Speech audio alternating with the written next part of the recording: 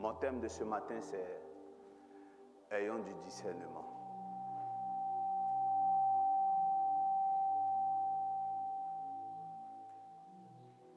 Ayons du discernement. Amen. Je vais décrire une scène.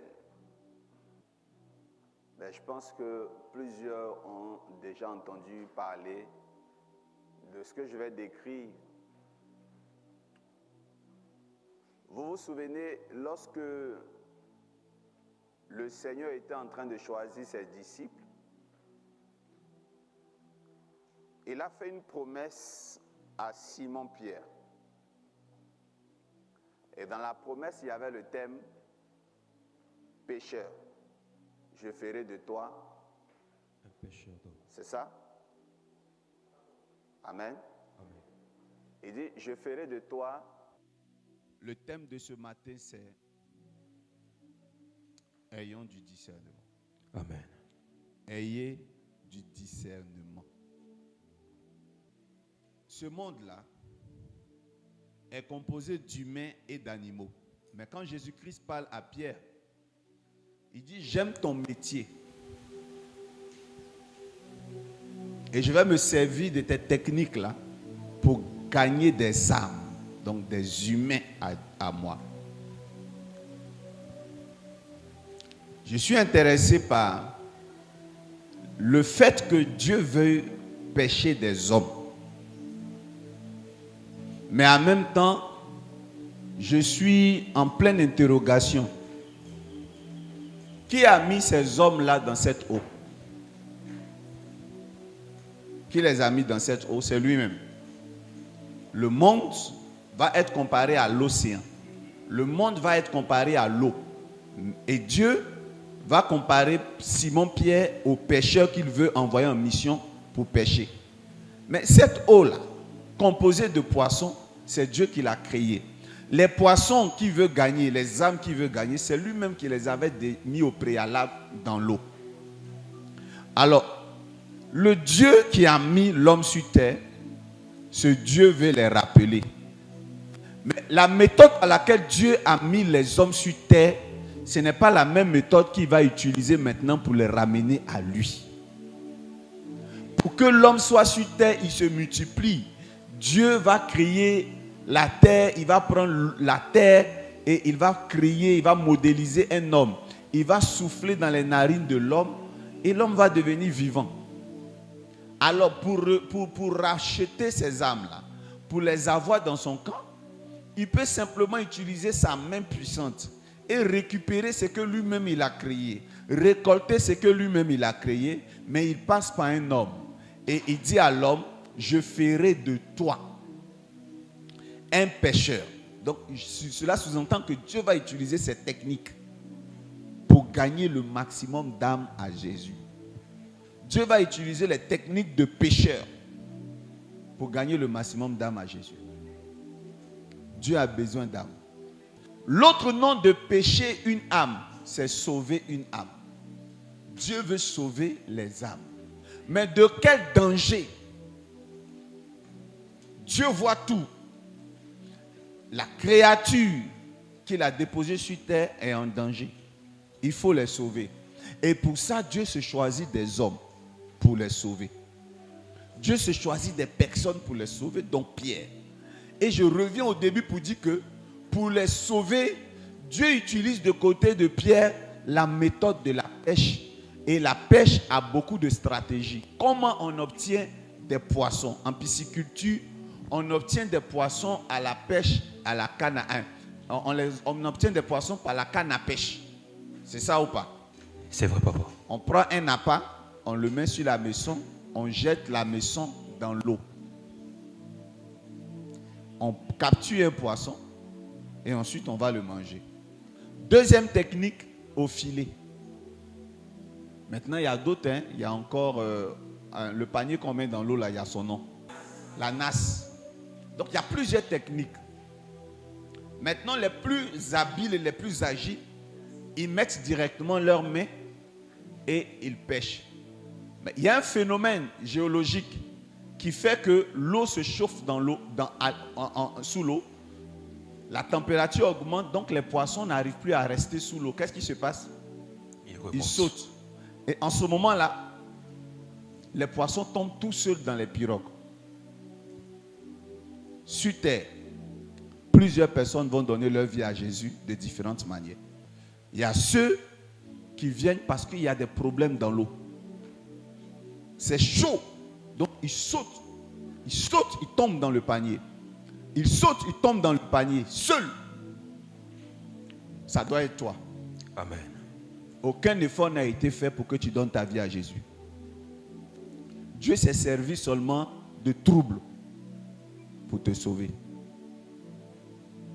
Dieu s'est servi de problèmes dans ta vie pour te sauver. Dieu s'est servi d'une situation de questionnement pour t'attirer à l'église. Je vous promets que parmi vous, il y a des personnes qui sont venues à Jésus à cause de la chorale. Comment on dit? Ils étaient à la maison, la chorale chantait tellement bien qu'elles sont venues. Ces personnes-là sont venues à Jésus. En écoutant la musique, elles sont restées. Il y a une autre catégorie de personnes qui passaient comme ça, juste se promener. Et elles ont entendu l'évangile, elles sont rentrées dans l'église, elles ne sont plus jamais sorties. Ce matin, je ne suis pas venu parler de cette catégorie-là. Amen. Amen. Je suis venu parler d'une catégorie de poissons qui vit bien dans l'eau. Il n'y a pas de chaleur dans l'eau. Comment on dit? Ils n'ont même pas l'intention de sortir de l'eau. Ils mangent bien là-bas. Ils vivent bien. Ceux-là ne sortiront pas d'eux-mêmes pour tomber dans vos pirogues.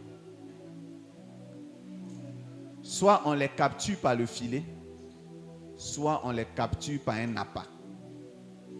Ayons du discernement. Souvent, on voit des évangélistes avec des mégaphones qui crient « Jésus revient bientôt, Jésus revient bientôt » dans l'espoir que le monde entier entende ce message et qu'il vienne.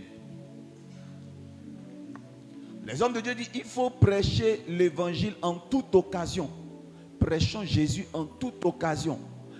En tout temps, prêchons Jésus. Christocentrons le message. Les âmes vont accourir.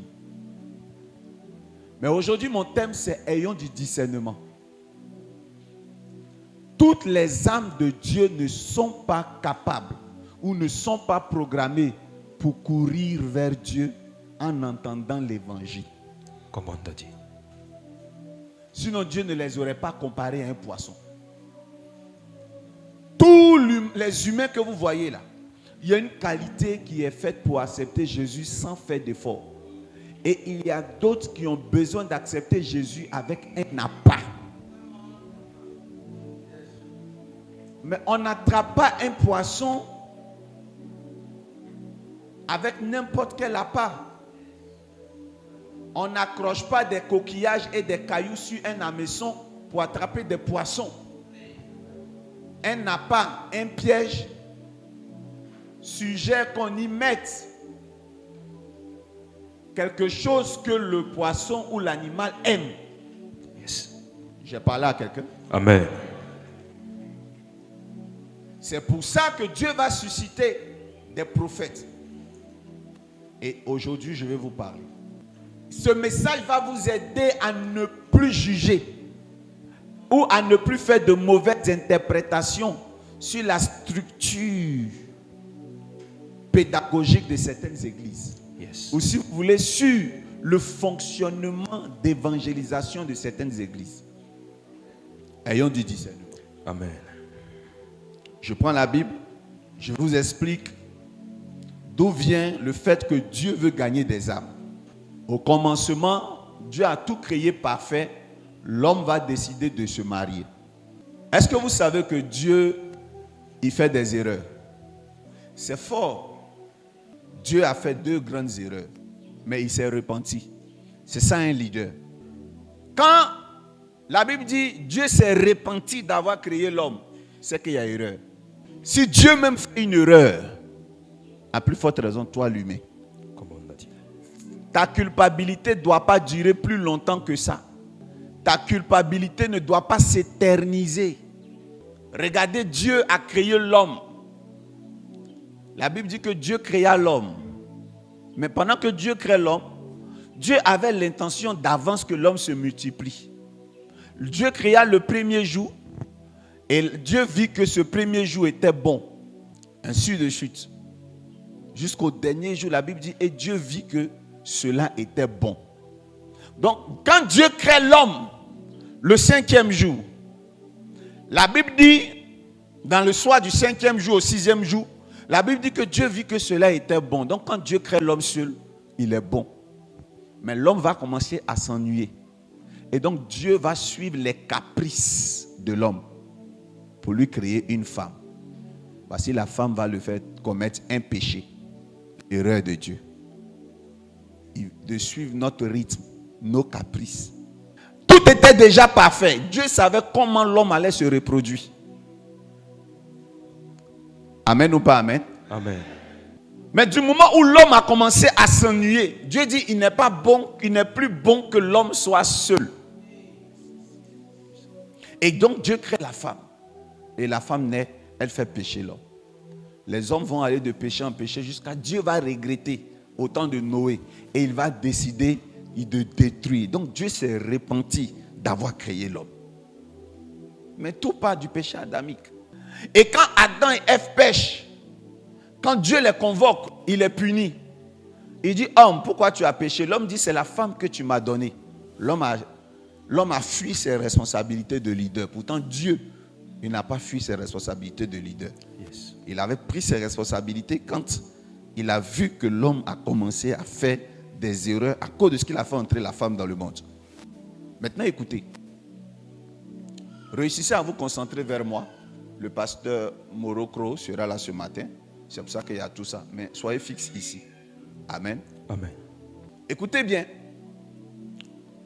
L'homme fuit ses responsabilités, il met sur sa femme. Lorsqu'on demande à la femme, pourquoi tu as péché? Elle dit, c'est le serpent. Et lorsqu'on demande à la femme, au serpent, pourquoi tu as fait ça? Le serpent assume. Ouais, le diable, non. Même le diable prend ses responsabilités. Maintenant, regardez les punitions. Dieu dit à l'homme, à cause de ce que tu as péché, voilà, je maudis la terre. Ce n'est pas mon message d'aujourd'hui. Et il dit à la femme, pour enfanter, tu vas souffrir. Ça veut dire que normalement, l'homme pouvait se reproduire sans souffrance. Maintenant, au serpent, il dit, je mettrai inimitié entre ta postérité et la tienne. Genèse 3, verset 15. Uh-huh. Je mettrai inimitié entre toi et la femme, entre Yes. ta postérité et sa postérité. Celle-ci t'écrasera la tête et tu lui blesseras le talon. Amen. Reprends. Je mettrai inimitié entre toi et la femme, entre ta postérité et sa postérité. Yes. Celle-ci t'écrasera la tête et tu lui blesseras le talon. Amen. Amen. Je mettrai inimitié entre la postérité du serpent et la postérité de la femme. C'est depuis ce jour que nous a été annoncée la guerre entre deux peuples. Comme on a dit. Ce peuple-là, ces peuples-là sont opposés.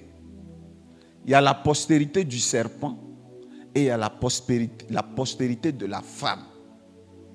Suivez très bien l'évangile que je vous prêche ce matin.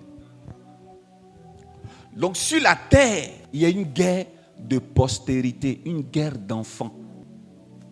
Mais la différence entre les deux enfants, c'est qu'il y a un groupe qui a mis au monde l'enfant et un autre groupe qui adopte les enfants. Dans ce cas de figure, tout enfant adopté est d'origine quoi? L'enfant de l'autre adversaire. Puisque Satan ne produit pas d'enfants. Satan adopte, mais c'est la femme qui met au monde. Donc, il y a Satan qui est toujours aux aguets pour mettre l'enfant dans son camp. Et on peut le voir dans le livre d'Apocalypse 12. La Bible dit que lorsque la femme revêtue du soleil et dont les pieds étaient devait accoucher l'enfant, Le dragon est venu se mettre entre les jambes de l'enfant, cherchant à prendre l'enfant, à kidnapper l'enfant, à dévorer l'enfant. Depuis le commencement, ce monde-là, il y a une guerre de postérité. Le diable veut que son royaume soit grand. Dieu veut que son royaume sur terre soit grand. Le Seigneur n'a pas dit, je mettrai dans le ciel inimitié. C'est sur la terre ici. Je mettrai inimitié. Il dit, elle t'écrasera quoi? Le talon. Donc ici sur terre, il y a une guerre de postérité. À nous d'identifier le camp de Dieu et le camp du serpent. Mais je vais vous aider à identifier le camp du serpent. Comme on l'a dit. Je vais vous aider à identifier le camp du serpent. Mais avant, je continue. Le serpent a trompé Adam. Dieu va mettre la guerre entre deux postérités. Yes. Donc dis avec moi guerre. Guerre. Donc dans cette guerre, il y a plusieurs armes. Il y a le létal, l'arme qui tue. Mais pour nous là, enfants de Dieu, quand Jésus-Christ vient, il parle à Pierre, il dit, nous, notre guerre là, on ne va pas tuer, on ne va pas faire la guerre sainte, on ne va pas faire du mal. Nous, on va amadouiller, c'est-à-dire on va mettre des pièges, des appâts pour gagner le maximum d'âmes à nous. Cette guerre est une guerre de postérité. C'est deux parents qui seront glorifiés par le nombre d'enfants qu'ils auront. Amen ou pas amen? Amen. Le nombre d'enfants, c'est une guerre du nombre d'enfants. Qui va avoir le plus d'enfants? Alors aujourd'hui, là, laissez-moi vous dire que la postérité de la femme, c'est Jésus. Amen. Et donc tous ceux qui sont sous Jésus sont de la postérité de la femme. Et tous ceux qui ne sont pas sous Jésus ne sont pas de la postérité de la femme. À vous de trouver leur paix. Yes. Mais le problème, c'est que depuis que nous sommes sur terre, certains ici ont 80 ans, d'autres ici ont 50 ans, d'autres 30, certains 15 ans. Il y en a qui me suivent en ligne en ce moment. Il y a une mémé qui a 99 ans qui prend le soin de m'écouter depuis la télé. Regardez les paroisses. Comparez les églises aux autres. Qui est en train de gagner la guerre? Regardez vous-même. Jésus revient, il est à la porte. Mais regardez, est-ce qu'on est satisfait des chiffres? Le Seigneur a dit que la postérité va écraser la tête du serpent. Mais le serpent va mordre son talon. Mais est-ce que le serpent n'est pas par hasard en train même d'avaler l'enfant?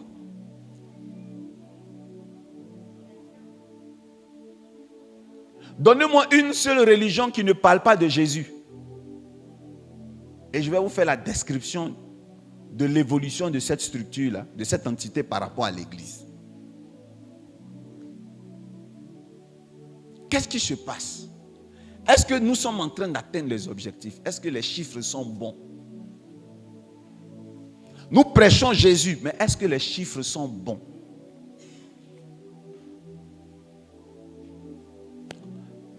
Ayons du discernement. Alléluia. Amen. Je vais vous donner une raison qui empêche les chiffres d'être bons en Jésus. Est-ce que, chrétien, tu as atteint tes objectifs? Nous prêchons Jésus, mais les personnes peinent à donner leur vie à Jésus. En dehors de nous qui sommes venus à Jésus, on ne sait même pas pourquoi, comment, sans effort. Il y a des personnes qui peinent à donner leur vie à Jésus. Pour l'une des seules raisons, que depuis que nous, qui les avons dévancés en Jésus, notre évolution sociale n'a pas atteint son paroxysme. Toi, c'est la musique qui t'a donné le courage de venir à Jésus. C'est ça ou pas? Yes. Tu passais dans les rues, tu as entendu Jésus revient, tu es venu. Tu as regardé un film nigérien qui montrait l'enfer, tu as eu peur, tu es venu à Jésus. Mais il y a une qualité de personne dans ta famille. Elle veut voir avant de croire, comme Thomas. Il y a des personnes, tu as beau dire Jésus revient bientôt, ils sont en opposition à ça. Si tu vas tout de suite à Casablanca et que tu dis Jésus, ils vont te lapider, tu vas mourir. Si tu vas en Arabie Saoudite, tu dis Jésus revient bientôt, ils vont te tuer, tu vas mourir. Si tu tapes la porte d'un musulman, tu lui dis Jésus, il va te chasser. Jésus déjà c'est un problème psycho. C'est-à-dire ils sont bloqués. Donc quand ils sont déjà bloqués, ils ne peuvent plus écouter ton évangile.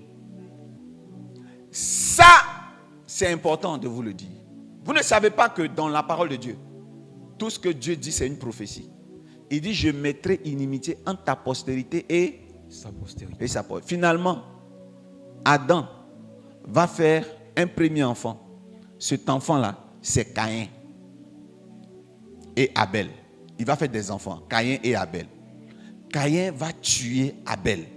Et quand Caïn tue Abel, il n'y a plus de bonne postérité sur terre puisque le seul humain qui est né d'Adam a commis un meurtre. Heureusement qu'Adam vivait. Donc Dieu va refaire naître au travers de Adam un humain, un autre homme. L'homme encore, le seul homme que Dieu va encore créer, il va être enlevé. Il s'appelle Enoch, le seul bon.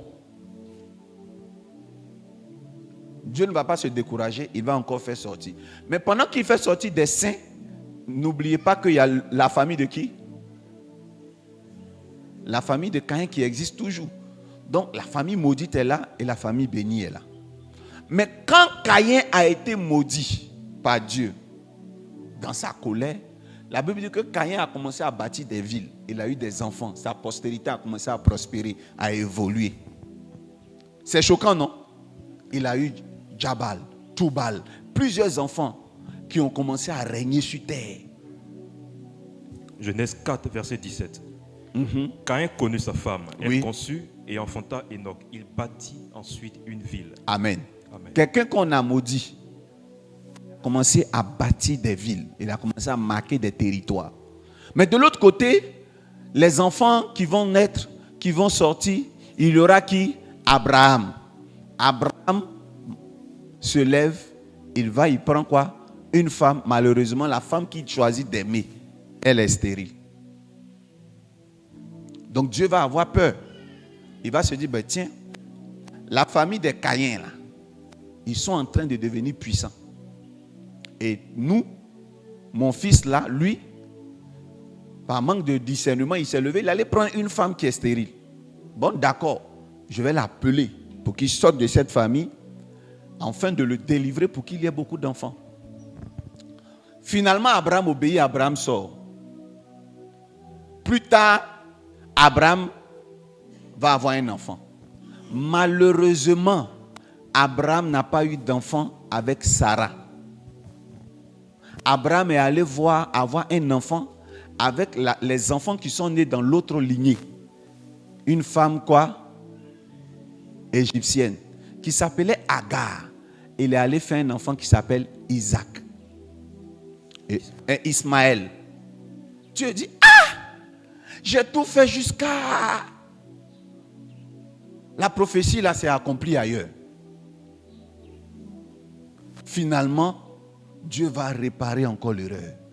Il va permettre à Abraham d'aller avec sa propre femme, ça va donner Isaac. Mais Ismaël est déjà né. Et qu'est-ce que Dieu dit d'Ismaël?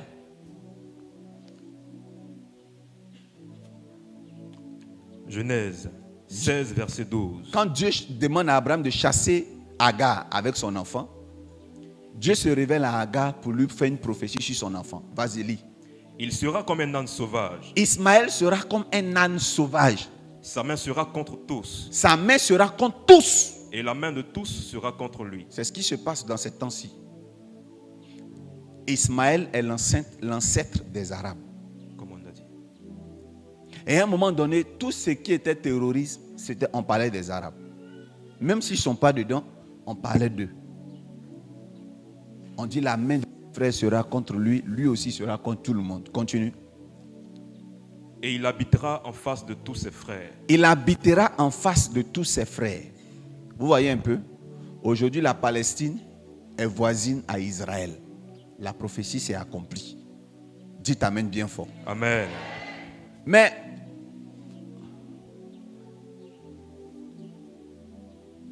quand vous lisez bien un âne sauvage, c'est dans le caractère même des Ismaélites. Comme on a dit. Ils sont très impulsifs.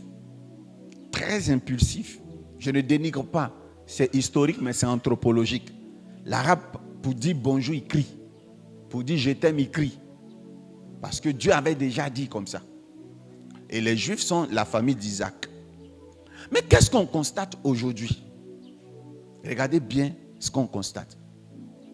L'islam prend le pouvoir un peu partout. Et l'islam a la meilleure formation de vie. L'une des meilleures formations de vie. Lorsque Caïn va mettre au monde, automatiquement, ce qui les intéresse, c'est de construire quoi? Des villes. Une ville. Lorsque Dieu maudit, il dit tu seras errant, vrai ou faux? En disant que quelqu'un va être errant, c'est que la personne sera nomade. Mais l'une des qualités que les Ismaélites ont, c'est de bâtir des villes. Sur terre, c'est de bâtir des villes. Ils cherchent des terres. Les Libanais sont venus ici, on ne sait pas, en 1900 combien, mais aujourd'hui, ils ont toutes les terres. En ce moment, ce n'est plus les Hébreux qui vendent terrain, c'est les Libanais qui vendent terrain. Que vous le voulez ou pas, c'est le cas. Ils sont là. Et regardez leur stratégie. Dieu dit à Abraham, je vais te donner une postérité. Mais finalement, l'aîné, c'est qui? C'est les Ismaélites. Donc, eux, quand ils arrivent dans une nation, l'infiltration, c'est de prendre les filles du pays et de leur faire des enfants. Parce qu'ils savent que la guerre se fait par la guerre de postérité et de prospérité. Comment on a dit? Ils ne sont pas pressés puisque vous êtes pressés, eux, ils ne le sont pas. Ils vous font des enfants. Ils convertissent toutes vos filles à l'islam. C'est leur manière d'évangéliser. Je peux vous poser une question. Avez-vous vu, à part ceux qui font toujours des débats avec la tchétchouva, est-ce que vous rencontrez toujours des musulmans comme ça avec des mégaphones? Allah revient bientôt, Allah revient bientôt. Non, papa. Sinon, le Messie des musulmans revient. Il portera le nom de Mohamed. Son père aura le nom du père de Mahomet. Donc, soit il va s'appeler Mohamed, ou il va s'appeler Ahmed, un autre des prénoms du prophète saint, de l'islam. Dans l'islam, on parle de l'enfer, on parle du jugement dernier. L'islam reconnaît que Issa va revenir, fils de Mariam. Il reconnaît que l'antéchrist sera là. Donc quand vous dites l'enfer, ils ne sont pas effrayés parce que leur Coran, ils sont fils d'Abraham, leur parle du paradis et de l'enfer. Donc les musulmans ne peuvent pas être gagnés par l'évangile. Ça là, si quelqu'un prend une minute seulement, ça sera incompris. Mais vous qui êtes assis ici, vous comprenez. Amen. Non. Parce que tout ce qui se trouve dans l'évangile se trouve dans le Coran. Prenons seulement 20 minutes de ma prédication pour écouter les 10 événements de la fin du monde. Les 10 événements de la fin du monde, je ne vais même pas me permettre de les interpréter pour ne pas aller en deçà de leur hadith. Écoutez l'imam principal. Un imam principal qui a dirigé la communauté francophone à Médine. Vous allez écouter les paroles de cet homme de Dieu. Écoutez-moi. Écoutez très bien. Prenons le temps, on écoute.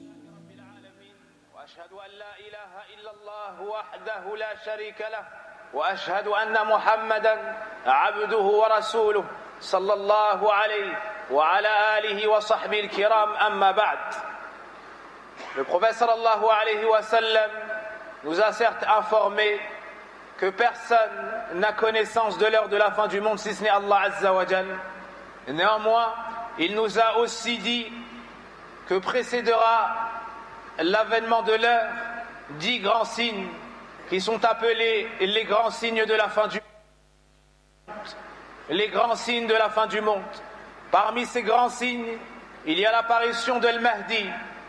C'est un homme pieux de la descendance de Al-Hassan, fils de Ali et Fatima, radiyallahu anhum. Le prophète alayhi salatu wassalam nous dit à son sujet, son prénom est semblable au mien et le prénom de son père est semblable au mien. Il s'appelle donc Mohammed ibn Abdillah. Ou il va s'appeler Ou Ahmed. c'est possible que son prénom soit Ahmed, du fait que le prophète alayhi salatu wassalam ait plusieurs prénoms. À son époque, il y aura la justice, il y aura beaucoup de biens et beaucoup de richesses. Il mettra l'équité et la propagera. Le prophète sallallahu alayhi wa sallam nous indique d'où il viendra, quel sera son comportement et quelle est sa généalogie. Allah subhanahu wa ta'ala le fera donc apparaître vers la fin des temps. Il le fera apparaître vers la fin des temps et il y aura beaucoup de prospérité et de bien à son époque. Parmi les signes de la fin du monde, il y a l'apparition de Al-Masih ad-Dajjal, qu'ils appellent l'Antéchrist ou le borgne. C'est la plus grande épreuve qui aura lieu.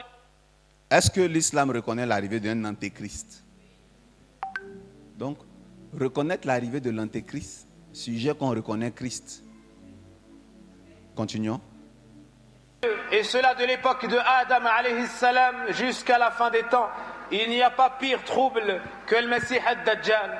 C'est pour cela que chaque prophète a averti son peuple. Chaque messager a averti son peuple afin qu'il soit sur ses gardes devant ce grand trouble qu'est le Messie ad-Dajjal. Il a un œil bas. Chaque prophète avertit son peuple. Est-ce qu'on se comprend? Amen. Continuons. Et son autre œil, l'œil gauche, comporte une excroissance. Il y a comme un bout de chair à l'intérieur. Donc l'œil droit et l'œil gauche sont déficients. Il prétendra être notre Seigneur et il possédera ce geste. L'antéchrist vient avec un œil en chair. Les Illuminati représentent leur diable avec quoi? Un seul œil. On ne voit pas l'autre œil. Donc même l'islam identifie comme opposant les sectes. En fait, l'islam ne se voit pas dans le diable. L'islam se voit dans notre camp. Yes. Parce que les deux sont frères. Yes, Daddy. Isaac, Ismaël, on beau ne pas avoir de mère, même mère, mais ils sont frères. Continue. Certaines choses extraordinaires. Par exemple, il ordonnera à la pluie de tomber et elle tombera. Il ordonnera aux cultures de pousser, elles pousseront. Le prophète alayhi salatu wassalam nous l'a décrit. Il fait partie de la descendance de Adam. C'est donc un être humain, un homme. Il a beaucoup de cheveux, il est petit de taille et il a une apparence très laide. Il fait partie de la descendance d'Adam. L'antéchrist là, il ne va pas quitter. Ce n'est pas un monstre. Donc c'est parmi nous ici. Comment on a dit?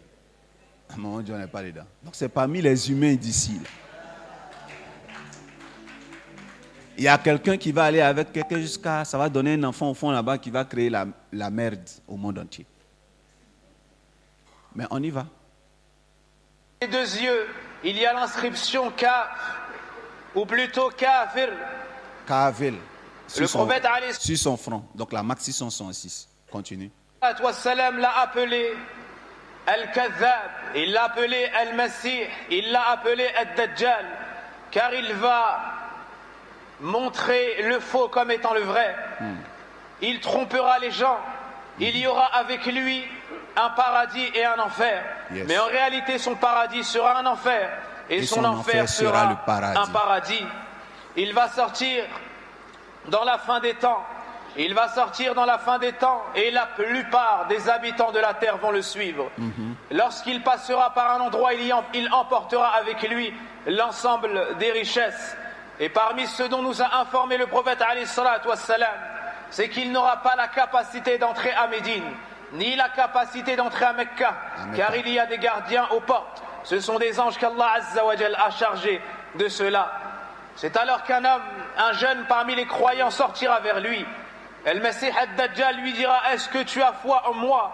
Reconnais-tu que je suis ton Seigneur? Il dira: non, mais tu es le menteur au sujet duquel nous avait parlé le prophète sallallahu alayhi wa sallam. Tu es le menteur dont nous avait parlé le prophète, le messager sallallahu alayhi wa sallam. Alors il va se saisir de lui. Ad-Dajjal va l'attraper. Il va l'assassiner et le couper en deux. Al-Dajjal, il va couper cet homme de Dieu là, qui va s'opposer à l'Antéchrist en deux. Et après, l'Antéchrist va le ressusciter. Or, dans la Bible dit que Dieu va faire revenir Moïse et Élie. Aurez-vous foi en moi? Et les deux vont revenir s'opposer à l'Antéchrist. Mais malgré cela, ils seront exposés. Et quand ils seront exposés, ils vont revenir. Donc les deux parties dont parle le Coran, c'est encore Élie et Moïse qui vont revenir. Donc quand il a coupé en deux, l'Antéchrist va faire un prodige, il va les ressusciter. Vas-y. Oui, alors il va lui dire: Koum, lève-toi. Koum. Et cet homme va se relever. Et cet homme va se relever. Puis il va lui dire: est-ce que tu crois en moi désormais? Et il lui dira: Al-Dajjal non. va dire: est-ce que tu crois en moi? Est-ce que tu crois? Maintenant que je t'ai ressuscité, est-ce que tu crois? Et ce héros-là va dire: je ne crois pas en toi. Amen. À ma certitude. Cela n'a fait qu'ajouter à ma certitude.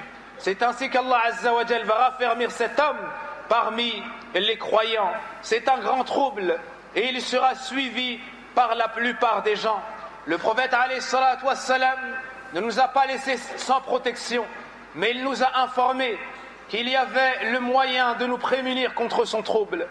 Il nous a cité par exemple à la fin de chaque prière, avant le taslim, le fait de chercher protection auprès d'Allah contre le mal de Al-Masih ad-Dajjal. Un moyen de protection, de se protéger de lui, c'est des formules dans des prières. Ça fait un. Et un autre moyen, le plus officiel, ce jour-là, quand ça va arriver, que tout le monde habite à Médina ou à Makkah, à la Mecque. Ça, c'est des conseils qu'il donne. Donc, c'est-à-dire qu'il faut qu'il y ait le maximum de qui se protègent. Mais hélas, à la fin du monde, sur 1000 personnes, pour l'islam, il y aura 999 personnes qui vont aller en enfer et une personne qui sera sauvée. Continue. Ainsi, après Al-Tashahud, Al-Akhir et Al-Salat Al-Ibrahimiyya, cherche refuge auprès d'Allah contre le trouble et le mal de Al-Masih ad-Dajjal. Deuxièmement, le prophète alayhi salatu wassalam nous a dit: celui qui mémorise les 10 premiers versets de Surat Al-Kahf, cela lui sera une préservation contre Al-Masih ad-Dajjal, comme l'a rapporté l'imam Muslim, et d'autres causes encore, comme le fait d'habiter à Médine, ou le fait d'habiter à Mecca, avec une foi ferme,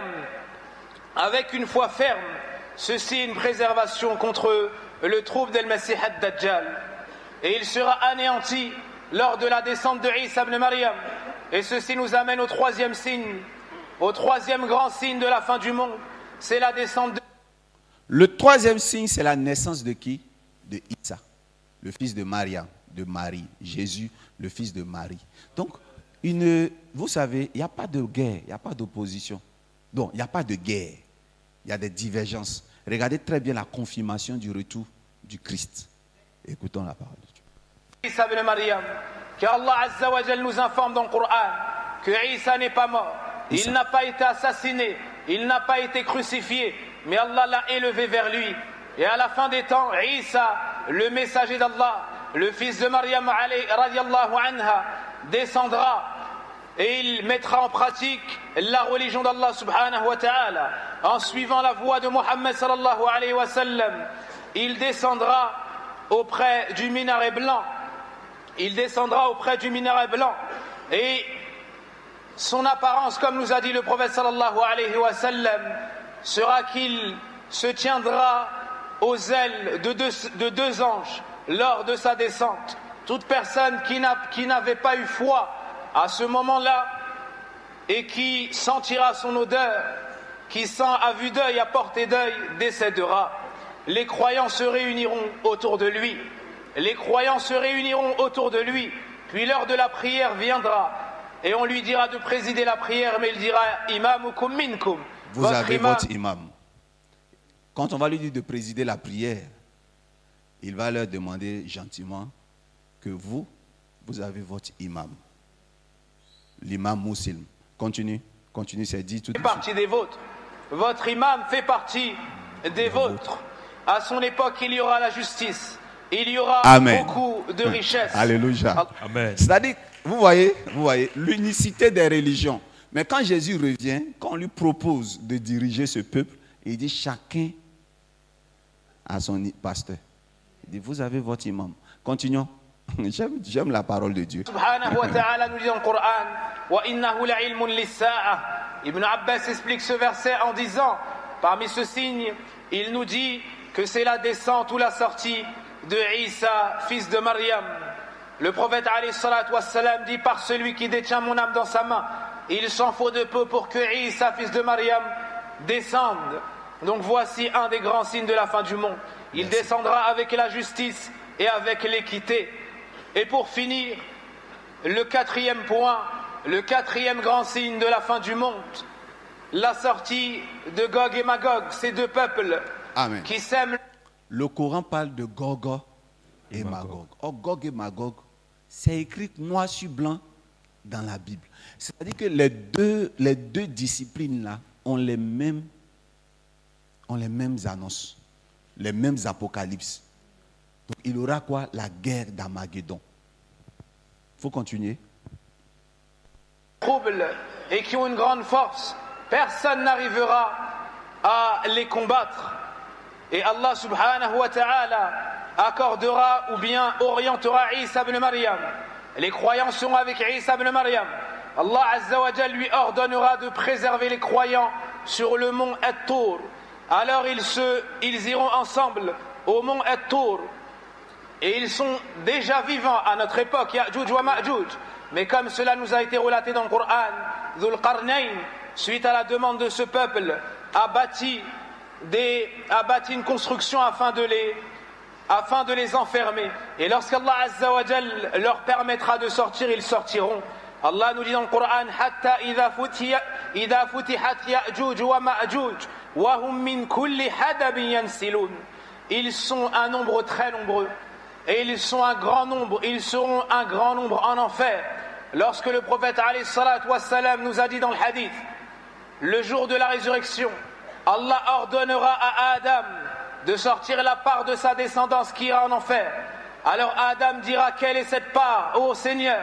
Allah Azza wa Jal lui dira, de chaque 1000 personnes, 999 iront en enfer.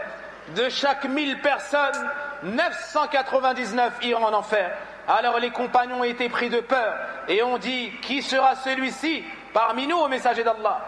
Il leur a dit, vous voyez comment le nombre est trop supérieur.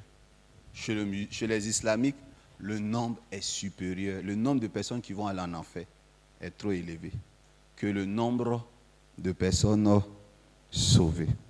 Quant aux croyants, elle aura tel l'effet d'un rhume. Tel l'effet d'un rhume ou d'une allergie. Amen. Quant à ceux qui n'ont... Vous voyez, le Coran annonce des événements qui précèdent la fin du monde. Et les gens vont tomber malades tel un rhume. Ça ne vous dit rien. Hein? Covid-19. Donc, vers la fin du temps, il y aura des maladies. Oh Seigneur, je bénis Dieu. Et vous savez, les chrétiens, on vous a fait peur. Vous ne lisez pas les livres des autres. Vous jugez les autres. On peut voir des pasteurs comme ça, évangéliques, allumer les musulmans.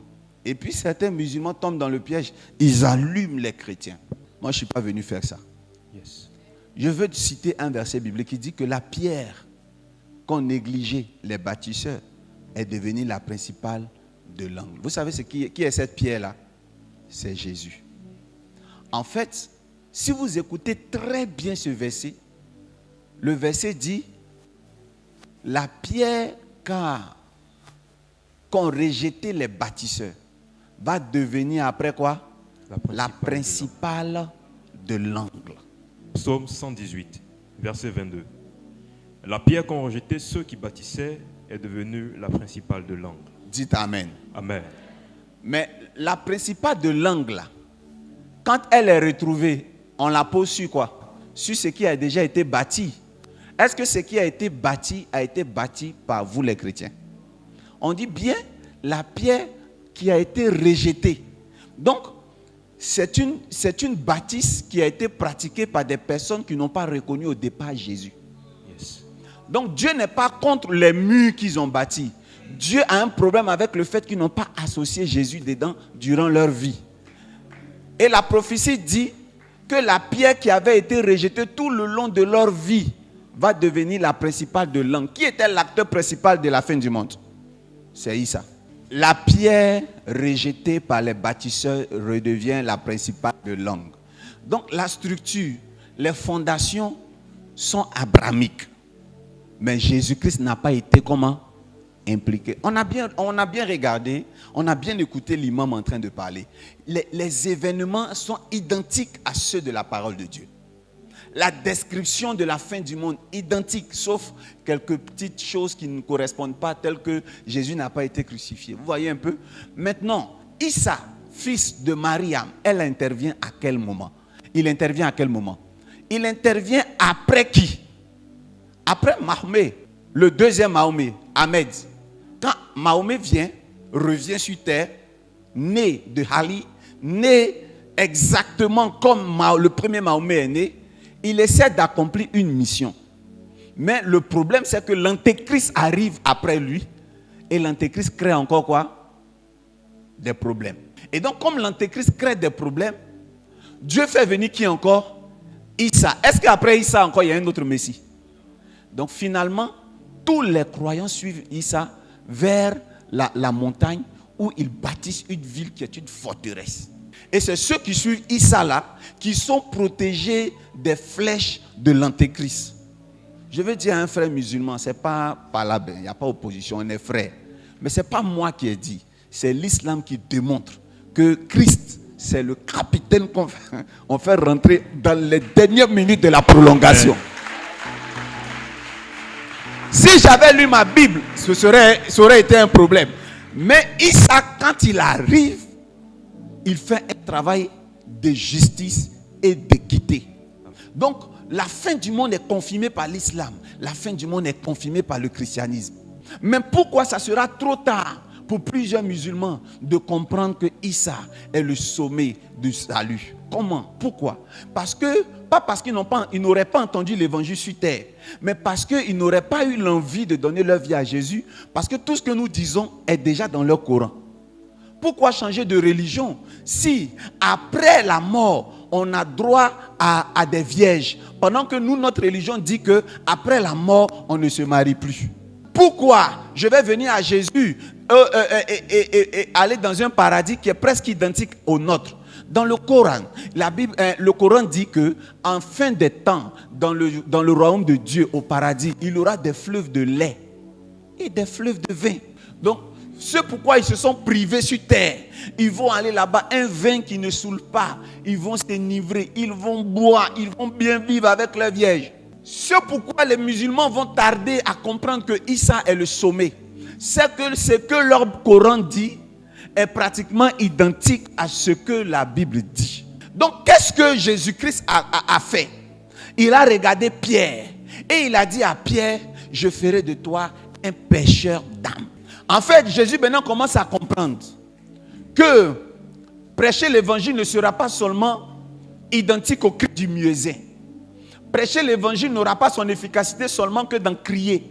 Quand Isaïe annonce celui qui prépare le chemin de Christ, il dit la voix de celui qui crie dans le désert. Quand Jésus-Christ arrive, il comprend qu'en plus de la voix qui crie, il faut aussi une voix qui surfe sur les eaux. La voix, le désert, l'élément terre. La pêche, c'est l'élément eau. Mais vous savez, lorsque vous criez à la surface de l'eau, celui qui est dans l'eau n'entend pas. Celui qui est dans l'eau doit être sauvé, mais par une technique qui est la pêche. Et la pêche, c'est une forme de chasse. Il faut mettre un piège pour l'attraper. Soit tu le captures de force, donc je dis quoi, par le filet, ou soit vous mettez un appât. Ayons du discernement. Tous les humains sur terre ne donneront pas leur vie à Jésus parce que vous chantez bien. Tous les humains ne donneront pas leur vie à Jésus parce que vous criez Jésus, Jésus. Toi, le mégaphone t'a donné l'envie de venir à l'église. Un prospectus t'a donné l'envie de venir à Jésus. J'étais au Maroc récemment. Tu t'amuses à crier Jésus dans les rues. Ils vont te tuer. Ils sont braqués. Mon premier Marocain que j'ai gagné à Jésus, ce n'est pas en prêchant Jésus. Le premier Marocain que j'ai gagné à Jésus, c'est en faisant de la voyance. Comment on a dit? J'ai vu la dame. Je lui ai donné le nom de ses parents, tout ça. Et je lui ai dit que voilà quelque chose qui se passe. Elle a son deuxième enfant qui est autiste. Et je lui ai expliqué que c'est des djinns qui font ça, sans mentionner Jésus. J'ai rendu visite pendant des jours et des jours à cette famille, jusqu'à ce que je me présente, que je dise que je suis pasteur. Et ces derniers-là ont commencé à me suivre en ligne d'abord, tout en étant musulmans. Yes. Dieu a plusieurs techniques pour gagner des âmes. Est-ce qu'on se comprend? Amen. Il y a des personnes qui gagneront des âmes par des œuvres caritatives, en donnant du pain, en allant voir des prisonniers. Il y a ceux qui gagneront des âmes par la musique. Aujourd'hui, quand vous regardez la jeune fille là qui chante là, la fille du pasteur de l'église Réveil là, Moridja. Mais Moridja, quand elle chante, si la télé, le volume de la télé est diminué, tu vas croire que c'est une fille de hip-hop qui parle. Quand vous regardez le petit de Mohamed Sanogo, qui a voilà, les cheveux de femme, mais si tu diminues le volume de la télé, que tu rentres au salon, au départ, tu vas croire que c'est un reggaeman. C'est ce qu'on appelle les appâts. Dieu envoie des infiltrés. Ici, il y a la PJ, la police judiciaire. Lorsqu'un policier de la police judiciaire ou un agent secret arrive dans un quartier, pendant des mois, vous ne saurez pas que c'est un policier. Il va fumer avec vous tout ce que vous voulez. Il va jouer aux cartes avec vous. Il va jouer aux jeux de hasard parce qu'il cherche à vous avoir. Mais il manque de plus en plus de Simon-Pierre dans l'église. Des personnes qui gagnent des âmes avec ruse et intelligence. Mais regardez comment les islamiques gagnent le maximum de personnes à Allah. Quand ils arrivent dans une société, pour ceux qui ont fait un peu de sociologie, mais les musulmans, ils s'accroient, ils deviennent puissants dans une société par la reproduction. Ils marient leurs filles, leurs hommes marient les filles de ce peuple pour s'installer. Mais leurs filles sont interdites de marier les hommes de ce peuple. Mais nous, notre évangile a dit, ne mariez pas les musulmanes. Donc démographiquement, ils augmentent. Or, notre monde fonctionne par applaudimètre et par audimat. Plus de personnes disent c'est bon, même si c'est mauvais, c'est bon. Et c'est ce qui s'est passé à Orlando, à Denver. À Denver, là-bas, la cocaïne, là, ça passe. Plus de personnes et même des leaders fument.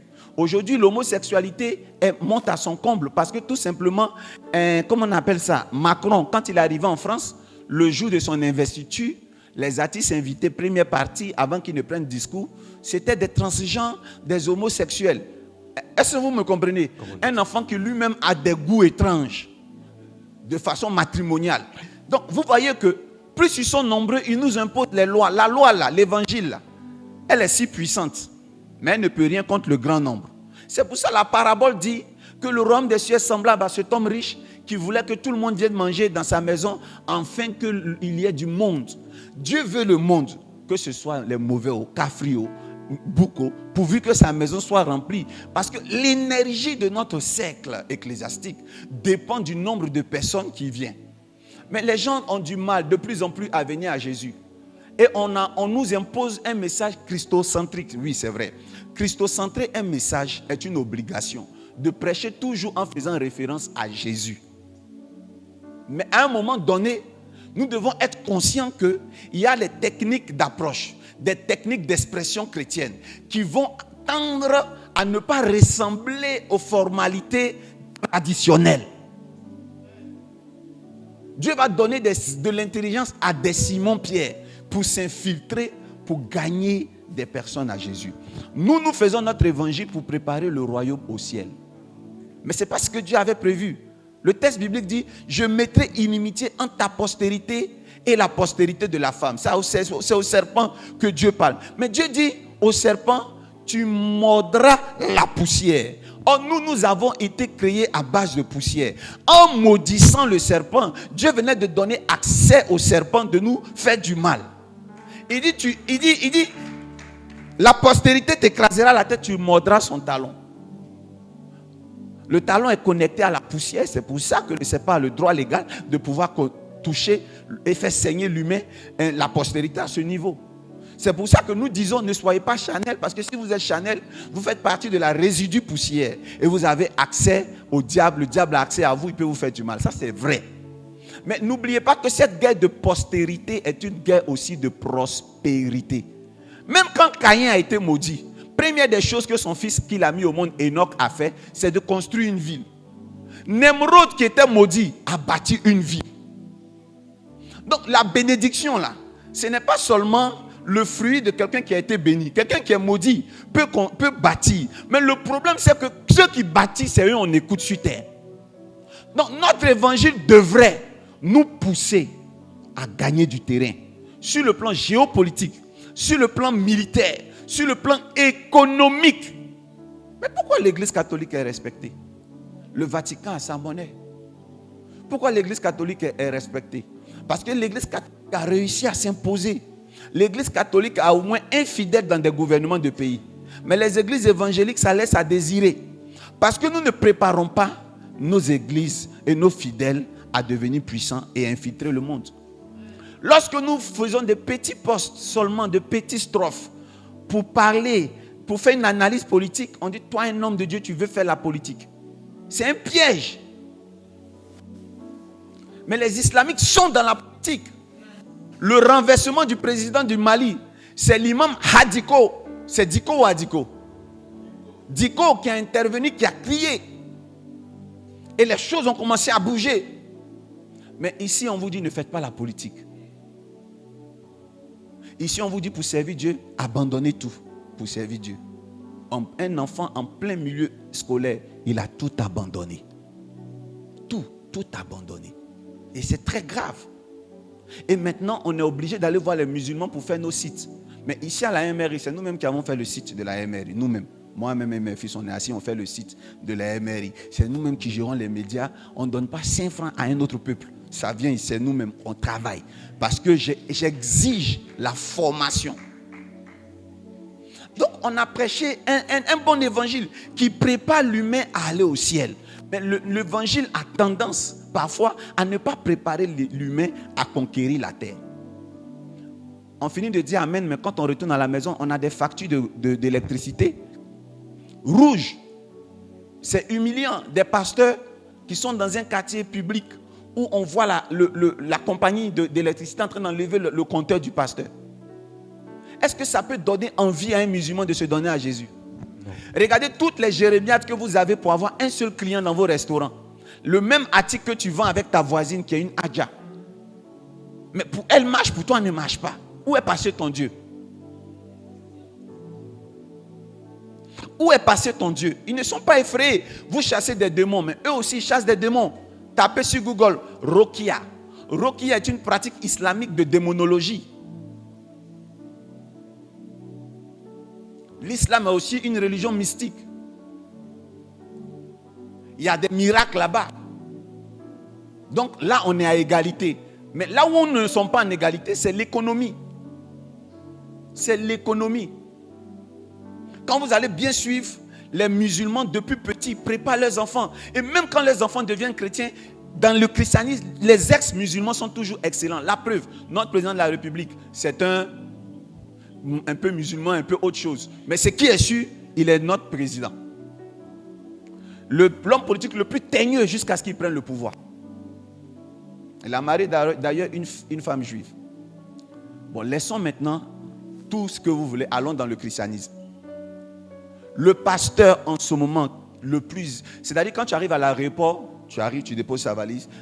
Quelle église vous me conseillez? Tous les consommateurs, ils vont te conseiller Mohamed Sanogo. Mohamed Sanogo, son père est musulman. Tu vas arriver en Côte d'Ivoire, tu vas demander quel est l'artiste l'artiste gospel, si je veux inviter quelqu'un dans mon pays, ils vont te dire KS Blue. KS Blue, c'est un petit musulman. Idriss Ouattara, musulman. Est-ce que je parle au cœur de quelqu'un? Oui. Bon, est-ce que la gloire revient à Jésus dans ce cas de figure? Oui, il y a une gloire à Jésus, parce que Jésus les a amenés à lui, mais n'oublions pas les ramifications du passé. Le background, ça compte dans la vie actuelle d'une personne.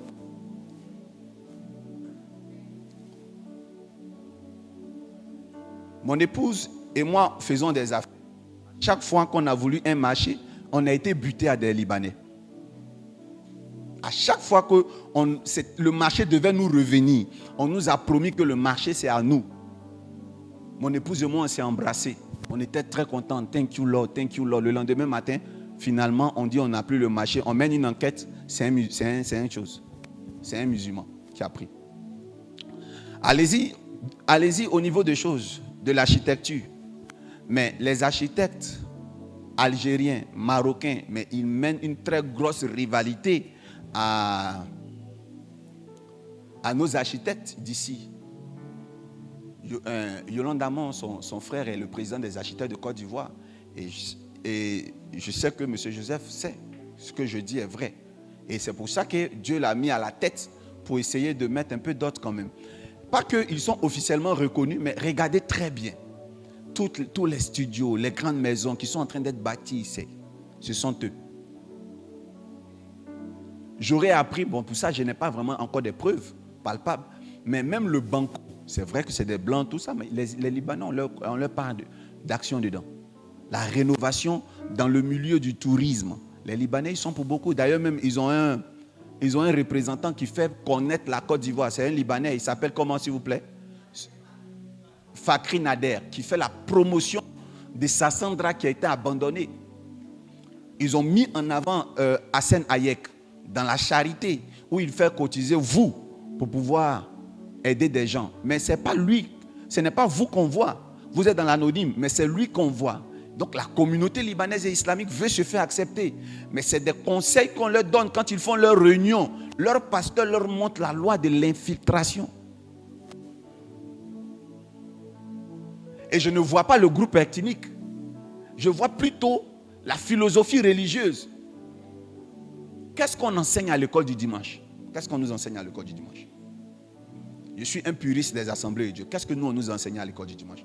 On nous a enseigné tout sauf ça. Conquérir le monde, tout ça, tout sauf ça. On nous a décrit l'enfer, on nous a décrit le paradis. On nous a tout décrit. Décrit qu'au ciel, c'est la joie. Au ciel, c'est la joie. Nous verrons Jésus, nous verrons Jésus, nous verrons Jésus. Oh, oh, oh. Au ciel, c'est la joie. Mais depuis tout petit, quand vous voyez un musulman faire du commerce, ce n'est pas parce que quelqu'un a prié pour lui, il est devenu fort. C'est depuis tout petit, on leur apprend le commerce. Mais nous, on nous apprend d'abord la Bible jusqu'à, et puis c'est à la fin, on est surpris sur les techniques du commerce. À l'islam, depuis tout petit, il y a un Coran qui, un Al-Jinn, c'est la sourate combien déjà? Regardez rapidement, ça doit être la sourate 69. C'est une sourate qui est dédiée aux anges, aux djinns. Mais depuis tout petit, on apprend ça aux enfants, leurs anges. Mais à l'église évangélique, parler des anges, c'est la nourriture solide. Donc il faut d'abord vieillir, il faut vraiment devenir vieux, très vieux, très vieux, très vieux, avant qu'on ne te prêche un évangile qui est composé d'anges. Je ne sais pas si on se comprend. Et d'ailleurs, même quand ton pasteur te promet, non, actuellement j'ai une révélation pour toi, mais c'est un peu trop fort, c'est la nourriture solide. Tu as l'impression qu'il va te dire ça un jour, mais après 15 ans, tu écoutes toujours le même évangile. Moi, je me souviens quand j'étais tout petit, j'écoutais Karambiri. Mais à mon âge là, j'ai écouté tout récemment une vidéo de 2021 de Karambiri. C'est exactement le même message qu'il a prêché quand j'étais petit. Exactement. Donc la promesse où il a dit, ça c'est la nourriture solide. Un jour, je vais vous dire, ce n'est pas encore arrivé. Donc, il faut qu'on comprenne une chose. On doit commencer. Bon, là, je ne suis pas en train de dénigrer ça. C'est bien. C'est un bon évangile. Il faut que je précise que ce n'est pas mauvais de prêcher. Mais la nourriture solide, on la reçoit quand? Parce qu'on suppose que cette nourriture solide a une connotation dans notre vie quotidienne. Mais les chrétiens souffrent. Faisons des statistiques. L'islam avait combien de pourcentage? En 1990, j'ai le pourcentage, j'ai une capture d'écran dessus. Mais aujourd'hui, l'islam est monté de façon exponentielle. Les musulmans sont en train de gagner, pas parce qu'ils prennent des mégaphones. On ne voit pas d'affiches de musulmans aussi nombreux, à part la radio Al-Bayan qui fait ses publicités. On ne voit pas on dit l'imam l'imam, je pense que chez eux, il n'y a pas archevêque, il n'y a pas de grands titres, mais il n'y a pas de titres énormes pour se mettre sur des affiches, pour dire venez à Allah, venez à Allah. Mais ils ont une manière de faire. Regardez mon fils, ma fille, mes 2 enfants, ils n'ont pas cœur d'aller prier ailleurs. De par la naissance, le choix de leur religion est fait. Donc on peut gagner le maximum d'âme à Jésus déjà en étant en avance par la manière de faire les enfants, mais par la manière de se marier. Normalement, on devait entendre depuis des années même opération un chrétien, une musulmane.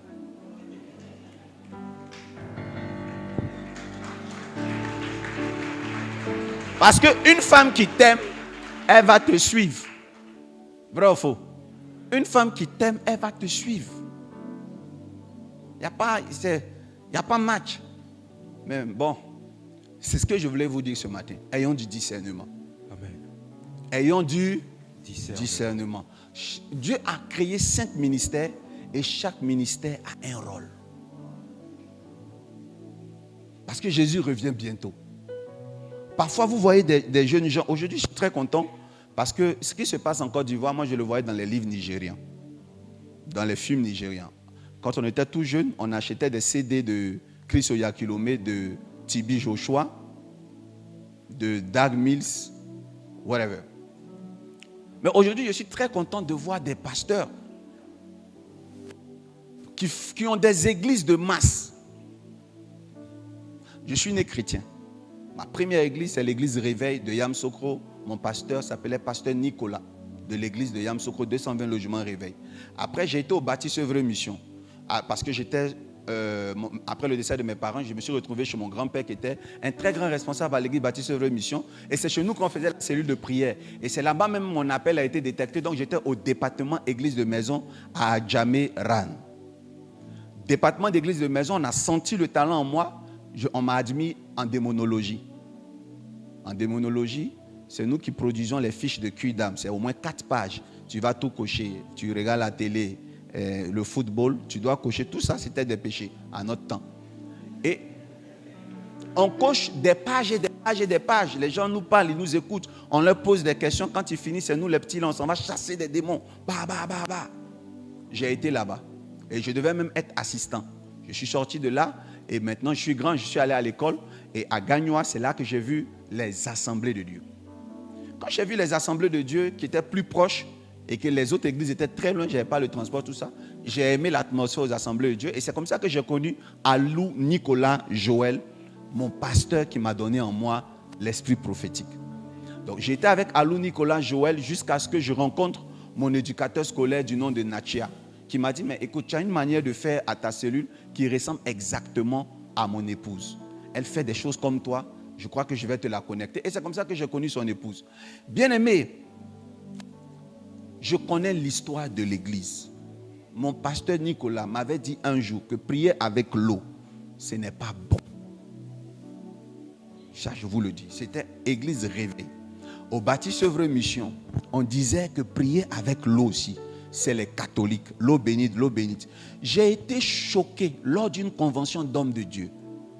Il y avait les Raoul Wafo, plusieurs hommes de Dieu, où il y avait une promotion, je crois, de pasteur. Papa, le vieux a versé de l'eau pour bénir les gens. Amen, l'évangile évolue. Si on avait commencé à verser l'eau tôt, peut-être qu'on ne serait pas là.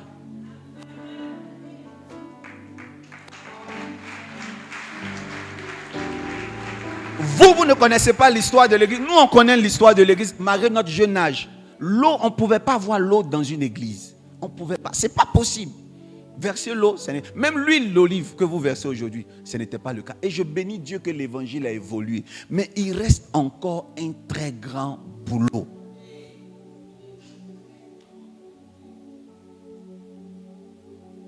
Réussissez. Votre réussite va donner envie aux gens d'accepter Jésus. Je suis allé prêcher dans une église que je ne vais pas nommer. Et la responsable de l'église, on l'appelait Maman Faya. Elle était prédicatrice, mais en même temps diaconèse. Elle a insisté pour que j'aille chez elle à la maison. C'était aux 220 logements. C'est une femme qui, je crois, elle a travaillé, comme sage-femme, quelque chose comme ça, je ne sais plus trop.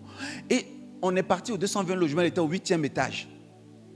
Les immeubles là-bas n'ont pas d'ascenseur jusqu'au jour d'aujourd'hui, je crois. Je ne sais pas s'ils en avaient avant. On a marché jusqu'à... On n'arrive pas. Elle m'a même dit, pasteur, prophète, quand quelqu'un vient chez moi, c'est qu'il m'aime. C'est qu'il m'aime vraiment. On a monté. Et quand je suis arrivé chez elle, c'était écrit sur la porte, zone du Saint-Esprit. Elle a ouvert la porte. Quand on est rentré, quand tu rentres net au salon, il y a une bibliothèque qui n'a pas de livres, hein, c'est des assiettes, tout ça. Et les Africains, arrêtons ça. Une bibliothèque, mettez les livres, lisons. Tout ne se réfère pas au ventre. Donc, quand tu regardes au fond, c'est écrit, moi et ma maison, nous servirons l'Éternel. Je ne sais pas pourquoi, peut-être que maman, elle ne sent pas. Mais quand je suis rentré, j'ai senti l'odeur du tabac. Quelqu'un a fumé. Et puis celui qui a fumé était là. Je voyais que c'était lui. Il n'avait plus la cigarette, mais ça se sent que c'est lui qui a fumé. Et tous ces enfants étaient assis là. Oh, il y avait un séminaire. C'était un séminaire où j'ai prêché. Donc, je n'ai vu aucun des membres de sa famille à ce séminaire. L'une de ses filles aînées était presque en robe de nuit. Mais elle ne s'est pas gênée qu'un pasteur et un homme de Dieu soient là. Presque tout était transparent. Une petite robe, une nuisette au salon. Elle dit, mais vous la quittez là, vous ne voyez pas l'homme de Dieu. Ils n'avaient aucun respect pour moi. Pourquoi ils n'ont pas de respect pour moi? Parce que depuis le moment d'y faire alléluia là, ils sont au 8e étage sans ascenseur. Ils ont grandi là. Ils ont étudié dans ce quartier. Elle n'a pas pu assurer. Si vous ne réussissez pas, vos enfants vont vous maudire. Si vous ne réussissez pas, vos enfants ne vont plus vous respecter. C'est réciproque. De la même manière, vous parents, vous respectez le plus riche, même si c'est le plus petit. Vos enfants, quand vous respectez là, le plus petit, quand il vient, on nettoie les chaises parce qu'il est riche. C'est comme ça, vos enfants respectent les parents en fonction aussi de leur prospérité. Vous allez remarquer qu'il y a un oncle qu'on respecte plus que papa. Et papa est obligé de passer par l'oncle parce que l'oncle a réussi. Quand je sortais, j'ai dit en toute sincérité à la dame qu'elle enlève tous les autocollants. Je vais lui donner un moment de jeûne, mais pendant ce jeûne, qu'elle enlève l'autocollant. Elle s'est demandé, mais c'est quelle action prophétique? Ce n'était pas une action prophétique. Ce n'était pas une action prophétique. Ça m'énervait que cette zone soit la zone du Saint-Esprit. Qu'elle enlève. Je lui ai dit, je ne veux pas voir ce tableau-là. Moi et ma maison, nous servirons l'Éternel. Vous n'êtes pas en train de servir l'Éternel. C'est une dame qui a la soixantaine, peut-être presque 70 ans. Mais la fille, l'aînée là, elle pouvait avoir déjà 28 ans. Elle n'était même pas l'aînée. Et le garçon, il pouvait avoir 30 et quelques ans. Et les autres, les petits-enfants qu'elle a eu dans la maison, sont tous dans la maison. Il n'y a pas de réussite.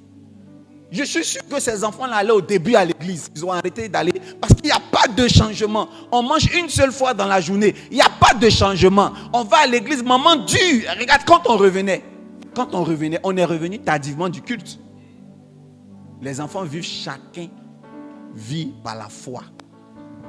Chacun vit. Donc la fille va peut-être se prostituer, le jeune va peut-être aller jouer aux cartes. Chacun vit par la foi, mais elle est responsable d'église. Voilà ce qui fait que vos parents n'ont pas envie de donner leur vie à Jésus. Mais je suis un peu navré de vous le dire.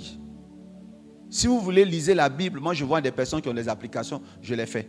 On lit la Bible toute l'année. Ça nous permet de lire l'année, toute l'année la Bible, on finit de lire. Tu as lu la Bible, depuis chaque année tu lis la Bible du début jusqu'à la fin du début, mais il y a ta vie. La lecture de la parole de Dieu, la simple lecture écrite ne te changera pas. Il est écrit, la lettre tue. Donne-moi un amen et je parle. Elle vient voir son pasteur. Papa, depuis que je suis dans l'église, ça ne va pas, je ne suis pas encore marié. Et le pasteur lui dit froidement, gaillardement, comme s'il a raison. Mais c'est de ta faute si tu n'es pas encore marié. Est-ce que tu payes tes dîmes? Est-ce que tu te sanctifies? Maintenant, je voulais informer ce pasteur. Claire Bailly, elle n'était pas encore chantre. Elle s'est mariée. De quelle dîme? Beyoncé, elle est mariée. Vous savez, aller en 5e chambre, divorce, allez-y voir. Et puis ce qui est bien en Côte d'Ivoire, ils n'ont pas le sens de la discrétion. Les prochains avancés, Monsieur Yoro, pasteur vivant, hein, est demandé à la barre. On dit aussi le nom de la femme. Donc, quand vous partez sur la liste des prochains divorcés, c'est les chrétiens, les pasteurs. Beyoncé n'a pas encore divorcé. Elle ne paye pas de dîme. Tous les jeudis, les musulmans se marient. De quelle sanctification ils se marient? Quel est le rapport avec le mariage et le ciel, puisqu'on ne se marie même pas dans le ciel?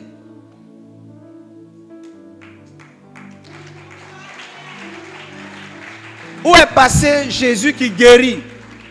Ils sont commencés à venir tout doucement à l'église, hein, les aveugles. On prie, ça ne marche pas, on les nomme diacres. Après, on commence à créer ce qu'on appelle le groupe musical des aveugles, groupe vocal. On dit aujourd'hui, dimanche, c'est eux qui sont de service. Donc, comme le pasteur, on a refusé de les guérir, on les console par des départements. Loué, loué, loué, loué. Ah, donc, ben, loué, loué. Mais écoutez-moi bien, écoutez-moi bien. Oh, Seigneur Jésus, quel évangile, quel évangile. On ne peut pas guérir tout le monde. Mais il faudrait qu'on sente la volonté de vouloir guérir en organisant des programmes de réveil et non en combattant ce qui peut les guérir. 2 Corinthiens 3, verset 6. Il nous a aussi rendus capables d'être ministres d'une nouvelle alliance. Non de la lettre, mais de l'esprit, car la lettre tue, mais l'esprit vivifie. Amen. J'ai enseigné que tout ce qu'on dit, on doit s'efforcer de savoir la référence. Écoutez-moi bien. Nous devons faire un effort. On ne doit pas sentir dans des décisions départementales de l'église qu'on a refusé.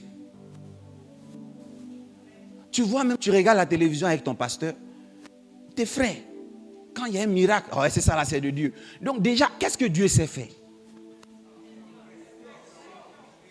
Qu'est-ce que Dieu sait faire? Dès qu'il y a un miracle, ça c'est pas de Dieu. Bon, Dieu sait faire quoi?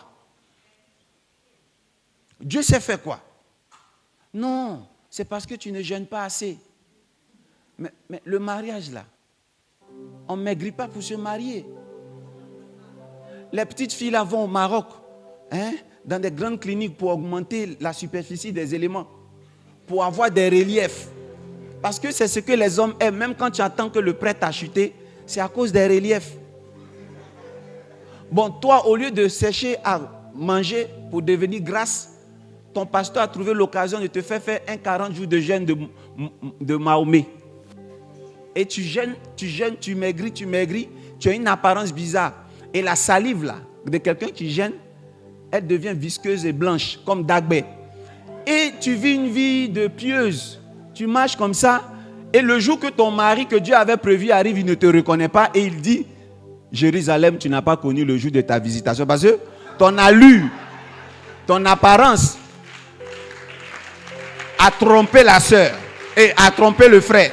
Donc Dieu te dit ça, Jérusalem, tu n'as... Parce que Dieu dit ça au frère, du moins tu n'as pas connu, parce que c'était elle. Mais Seigneur, ce n'est pas ma faute. Si tu étais venu peut-être par un roi, j'aurais vite cru, mais tu es passé par une femme. C'est pour ça que je n'ai pas cru. Parfois, il faut justifier un peu ceux qui n'ont pas vite cru en Jésus. Parce que Jésus est né muni. Mais toi, Jésus a déjà fait ça. Toi, tu veux faire comme Jésus. Passer déjà par la pauvreté avant d'avoir la richesse. Écoutez-moi bien, je suis pour le brisement. Je suis pour le jeûne. Mais essayons d'équilibrer les choses. Une personne asthmatique vient dans votre camp de prière. Et puis, vous mettez la personne dans une salle fermée. Elle jeûne, elle ne doit pas sortir. Déjà, l'asthmatique, il est chlorosphobe. Et vous voyez des personnes qui ont des ulcères chroniques. Vous trouvez l'occasion de les mettre sur le jeûne. Le jeûne n'est pas la méthode sine qua non pour être délivré. Okay? On dit 7 sortes de démons passent par le jeûne. Quand on dit 7 sortes, ça veut dire qu'il y a plusieurs autres manières de délivrer des gens. Un jour, vous allez faire vos choses là. Quelqu'un va mourir au culte. Ça va devenir un scandale. Et le mot zèle amer existe dans la parole de Dieu. Ce n'est pas en vain. Notre vie, parfois, ne donne pas envie aux autres de servir Dieu.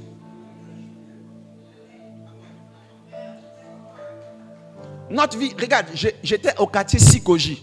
Sikoji. Il y a un pasteur à la Sikoji chez ma maman. Sikoji Canal. Il y a un pasteur qui prie juste avant d'arriver à ma cour familiale. Le pasteur, j'étais petit comme ça. Je partais avec mon ami Franck aux assemblées, on partait à l'église. Le pasteur priait sous dans une maison inachevée avec des pailles avec le sachet noir. Et on t'appelle le tam-tam. Bien-aimé, aujourd'hui je flotte avec la quarantaine. Je suis allé récemment là-bas au mariage de ma petite soeur. L'église est exactement. Je ne parle pas de spirituellement, hein. Peut-être ils sont tous sauvés. Mais j'ai dit l'église physiquement est exactement la même chose. Et les mêmes styles de cantiques. Le même tam-tam, on dirait baillé. Et puis des gens qui tapent les bois. Jésus, fanga nous malé à l'olomie. On ne peut pas avoir la croissance. Parce qu'ils ont des voisins. Ceux qui ne savent pas, ils ont des voisins. Ils ont des voisins. Qui voient qu'ils n'évoluent pas. Qui peut confier sa vie? Mais je ne peux pas vendre de pâte dentifrice et avoir les dents pourries. C'est un mauvais marketing. À quel moment ils vont dire que Jésus bénit? Mais Jésus ne bénit pas. Et leur veillée de prière. Moi, avant, je n'avais vraiment pas de discernement. Quand on coupe l'électricité dans tout Sikoji jusqu'à Selmer, on les entend prier. Esprit de la sorcellerie de Sikoji. Et ils accusaient toujours une mémé là, qui est plus proche du gros trou. La pauvre mémé. Bien-aimé. Bien-aimé. Bien-aimé. Écoutez-moi très bien. Une église qui est un groupe électrogène ne peut pas avoir sujet de prière comme ça. Dès qu'on coupe courant chez toi, il y a l'électricité. Maintenant, si le groupe électrogène bien rechargé ne marche pas, on sent la sorcellerie. Un jour, les sorciers vont sortir pour dire, c'est pas nous, c'est pas nous. Et quand le président va envoyer, écoutez-moi bien, le président va envoyer les anti-émeutes là. Ils vont leur demander c'est quel type de grève ça. Ils vont dire, en fait, on est fatigué. Tous les 31, on dit, ton sorcier doit mourir. Mais ça fait un bon moment, nous ne sommes plus à la base. C'est leur propre ignorance. L'électricité qui se coupe, la CIE, ce n'est pas la sorcellerie. Jacques 3, verset 14. Come on. Mais si vous avez dans votre cœur un zèle amer et un esprit de dispute, ne vous glorifiez pas et ne mentez pas contre la vérité. Dis amen bien. Il faut que nous changions de façon de faire. Amen. Il faut qu'il y ait du prestige dans notre évangile. Il faut qu'il y ait de l'élégance dans notre évangile. Prêcher sur l'enfer, ce n'est pas mauvais. Prêcher, donner des prophéties, donner des révélations, ce n'est pas mauvais. C'est la manière de le faire qui dégoûte. Quand tu regardes aujourd'hui plusieurs jeunes gens qui sont maintenant des arc prophètes, des pluristes, des sénateurs prophètes, des prophètes qui font des choses, ce qu'ils font n'est pas mauvais. Mais la manière de faire même ne donne pas envie d'accepter Jésus. Amen. Amen. Sinon, tu vas guérir quelqu'un. Hein. La personne va guérir. Tu peux utiliser les mains. Tu as le choix. Maintenant, si tu décides d'utiliser le pied, la personne va quand même guérir.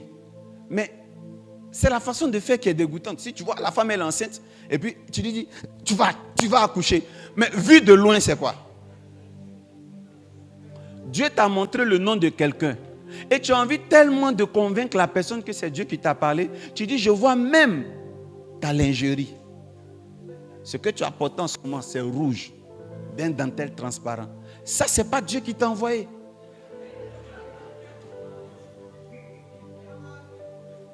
Mon épouse et moi, on se reposait quelque part du balcon. Tu te souviens, chérie, la femme qui racontait l'enfer. Il y a une dame qui allait en enfer déjà. Il faut que je suggère une chose, s'il vous plaît. N'allez pas en enfer, en rêve. C'est mieux d'aller au paradis. L'enfer est fermé. Et si toi, tellement que Dieu t'aime, il a décidé d'ouvrir l'enfer pour te faire visiter, je te donne une information. C'est qu'il y avait ce qu'on appelle la fournaise de feu. On devait jeter 3 hommes dans la fournaise de feu. Tellement la fournaise de feu a été réchauffée. Ceux qui sont allés déposer les jeunes gens dedans là, ils ont été brûlés. Donc la dame disait qu'elle revenait de l'enfer. Je leur ai dit quelle combinaison elle a dû porter. Combien de temps elle a fait là-bas? Elle a vu tout le monde. Hein? Elle a vu Foué, elle a vu... elle avait cité des stars, non? Elle a cité des pasteurs. Oui. Et là, mon cœur a commencé à battre. Mon cœur a commencé à battre. Vous savez qui elle a vu là-bas? Elle a vu Kakou Sévérin. Elle a commencé à voir des hommes de Dieu. Elle dit Judas était là-bas, tout ça. Ensuite, elle a quitté l'enfer. Elle s'est retrouvée au paradis.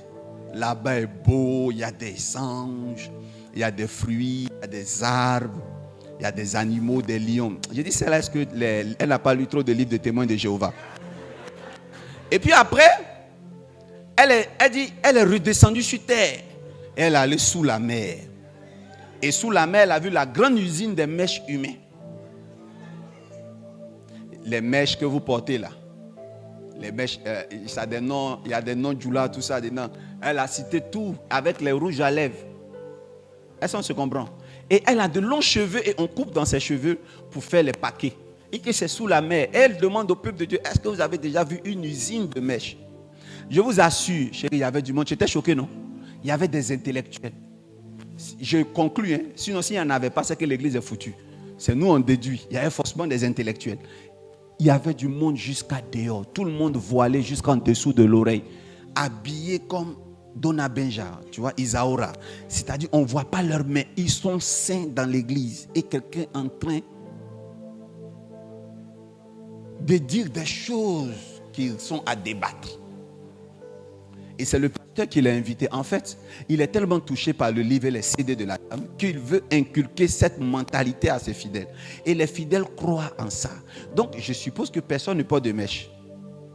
Personne ne va à la mer. Voilà, parce que si tu vas à la mer, tu es trop proche de cette dame qui produit les mèches. Et donc, vous voyez comment on souffre.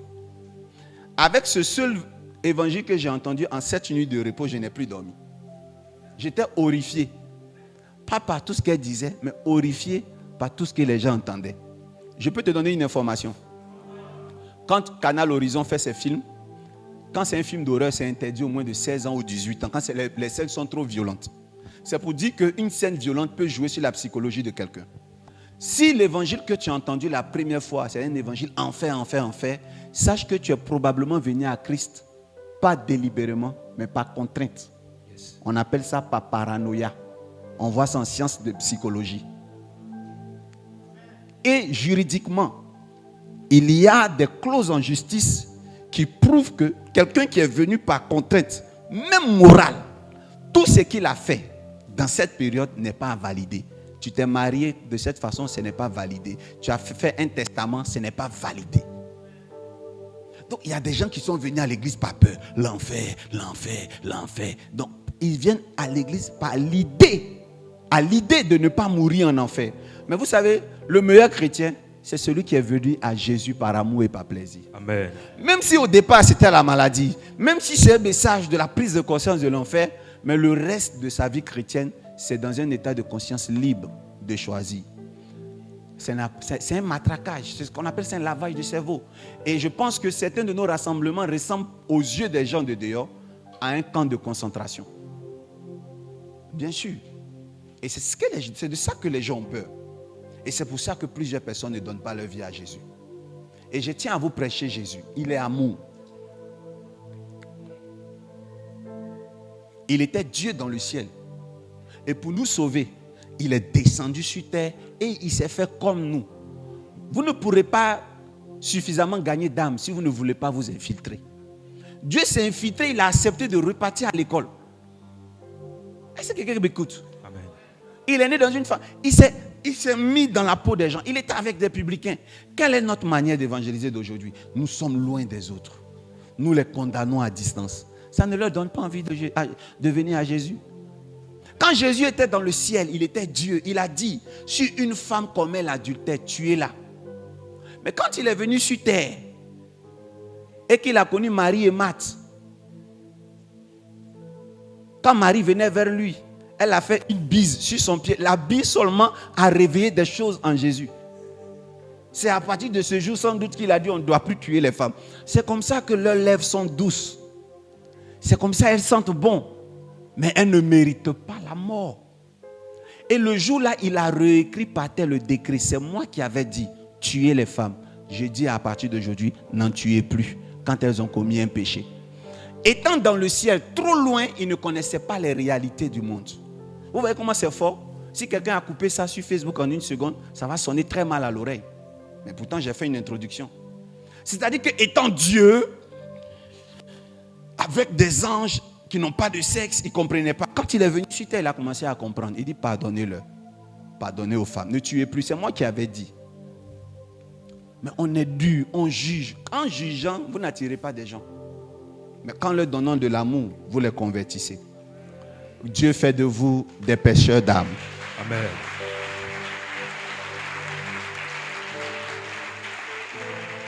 Quel est ton appât? Avec quoi tu les gagnes? Comment tu te comportes? Comment tu te comportes? Comment vous faites vos choses? Ça ne donne pas envie. Aujourd'hui, tous les chrétiens regardent plus EMCI que Béni TV. Mais Béni TV n'est pas attaqué par la franc-maçonnerie de Côte d'Ivoire. La franc-maçonnerie est plus en France qu'en Côte d'Ivoire. Mais regarde quand les Blancs font des choses, regardez les images des clips qu'ils font passer. Les images qu'ils diffusent. Regardez le plateau. Je ne juge pas, hein. Je ne juge pas. Quelqu'un va dire ce que je m'apprête à dire. Ils vont dire, mais si tu as l'argent, il faut leur donner. Béni TV reçoit de l'argent. On paye 500 000, on paye 1 million pour faire passer nos émissions. Béni TV, si vous me suivez, améliorez le cadre. Et puis, filtrez les clips. Voilà, les chrétiens ne font pas d'efforts. Ils prennent leur téléphone pour faire des clips. Ils filment des séquences. Ça ne doit pas passer. Il faut du professionnalisme. Une musique qui n'a pas de recherche. Parce que tout ce qu'on chante, c'est zouglou. Loué, loué, loué, loué, loué, loué, loué. Ce n'est pas de la musique. Il faut aussi de la recherche musicale. Il faut monter. Il faut monter. Il faut rehausser. Il faut montrer aux païens que nous, les chrétiens, on fait de la recherche musicale. Béni TV, qu'on arrête un moment de faire passer tout ce qui est médiocrité chrétienne, des clips qui laissent à désirer avec des pixelages négatifs, avec une infographie négative, avec des montages effets spéciaux négatifs. Hein? Autant de Nollywood avant l'éclair qui sort pour la personne. C'est le scénario, le storyboard est vilain. On ne peut pas gagner plus de personnes à Jésus.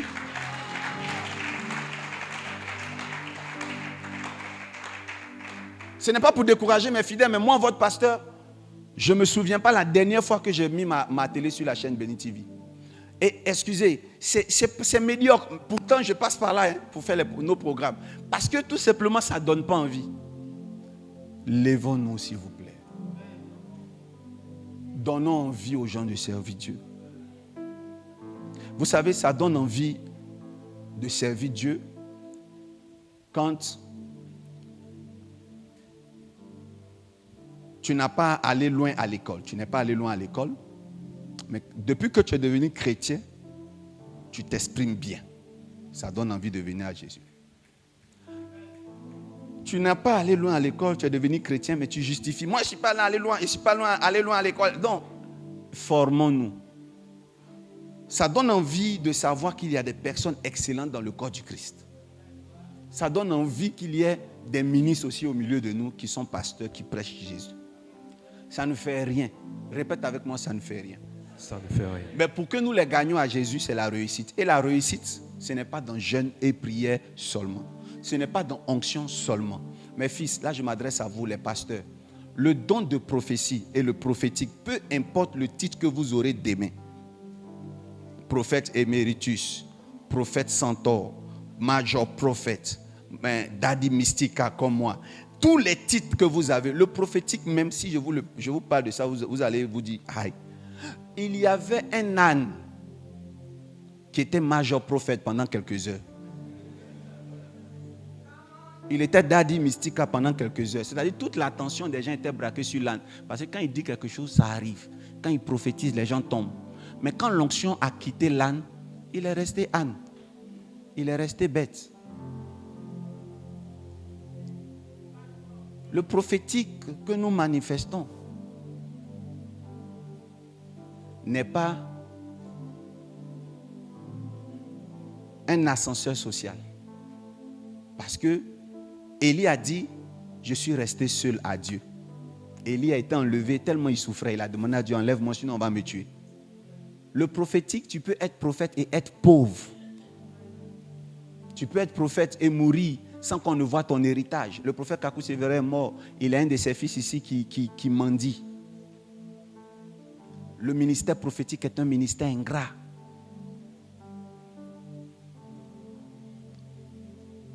C'est une valeur ajoutée à notre vie, certes, elle aide des gens. Mais la Bible dit, voici la maladie dont mourut Élisée. Lorsque Élisée mourut de la maladie qui le tua, Élisée avait pour fils spirituel un roi, mais il est mort misérablement. On ne l'a pas enterré, on ne l'a pas enseveli, on n'a pas mis dans un sépulcre fermé, on l'a jeté dans un trou. La preuve, pendant qu'il y a eu la guerre, ils ont jeté aussi un mort dans son sépulcre. Ça veut dire qu'il n'avait pas un sépulcre vraiment verrouillé et d'excellence. Donc vous pouvez avoir le prophétique.